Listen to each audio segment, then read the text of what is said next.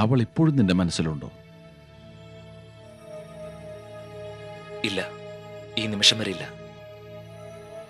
സത്യങ്ങൾ ഓരോന്നറിയുമ്പോഴല്ലേ തെറ്റിദ്ധാരണ മാറൂ. ഏതായാലും മീരയോട് ഞാനൊന്ന് സംസാരിക്കട്ടെ. നീ ധൈര്യമായിട്ട് ചെല്ല്, എല്ലാം നേരെയാകും.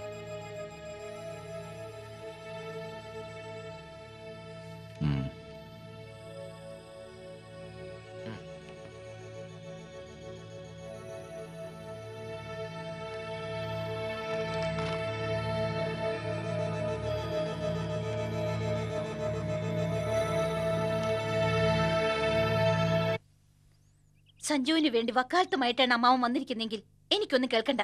മോളെ, അവനൊരു പാവ. കൗമാരത്തിലോ യൗവനത്തിലോ പ്രണയത്തിൽ വഴുതി വീഴാത്തവർ വളരെ ചുരുക്ക. അങ്ങനൊരു ബന്ധത്തിന്റെ പേരിൽ ദാമ്പത്യം ഉലയ്ക്കണോ? പരസ്പര വിശ്വാസം, അതാണ് ആദ്യം വേണ്ടത്. സഞ്ജുവിലുള്ള വിശ്വാസം എനിക്ക് നഷ്ടപ്പെട്ടു. അമ്മാവൻ പ്രായമായില്ലേ, അമ്മാവന്റെ കണ്ണി പൊടിയിടാം. പക്ഷേ എന്റെ കണ്ണി പൊടിയിടാൻ സഞ്ജുവിനാവില്ല. ഇതാണോ മോളുടെ അന്തിമ തീരുമാനം? മാറ്റമൊന്നുമില്ല? എന്റെ മാത്രല്ല, ഡാഡിയുടെ മമ്മിയുടെ തീരുമാനം ഇത് തന്നെയാ, ഡിവോഴ്സ്. ഒന്നുകൂടി ആലോചിച്ചിട്ട് പോരെ മോളെ. അമ്മാവൻ ഈ കാര്യം പറഞ്ഞ് ഇവിടെ നിൽക്കണമെന്നില്ല.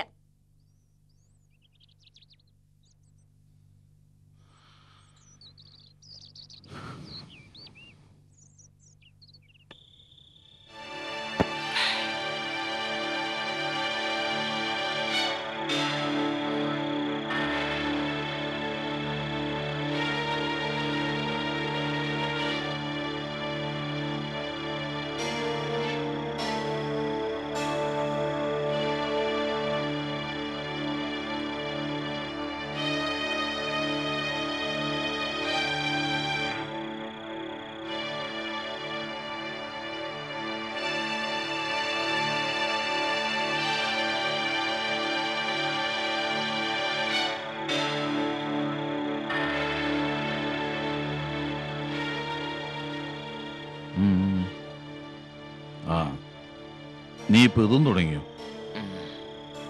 മനസ്സിന് വല്ലാത്ത ഭാരം. പിന്നെ ഞാൻ എന്താ അമ്മാവ ചെയ്യേണ്ടത്? അമ്മാവൻ തന്നെ പറ, മരിക്കണം അല്ലെങ്കിൽ ആർക്കു വേണ്ടി ജീവിക്കണം? Cool down. മുകളിൽ ഒരുത്തനല്ലേ, എല്ലാം ശരിയാവും. Yes, he is the almighty, made me like this. പണ്ട് ആ പാവ അനാഥ പെണ്ണിനെ വേദനിപ്പിച്ചതിനുള്ള ശിക്ഷയാണ് ഞാൻ അനുഭവിക്കുന്നത്. ഞാൻ മീരയുമായി സംസാരിച്ചു. എന്നിട്ട് ഇനി അതേക്കുറിച്ച് പറഞ്ഞിട്ട് യാതൊരു കാര്യമില്ല. കാരണം അവൾക്ക് നിന്നോടൊപ്പം ജീവിക്കാൻ യാതൊരു താല്പര്യവുമില്ല. ഞാൻ പലവട്ടം പറഞ്ഞു നോക്കി. നിൽക്കുന്ന പടിയെന്ന് ഒരു പടി താഴോട്ടോ മേലോട്ടോ പോകാൻ അവൾ തയ്യാറല്ല. പിടിവാശി.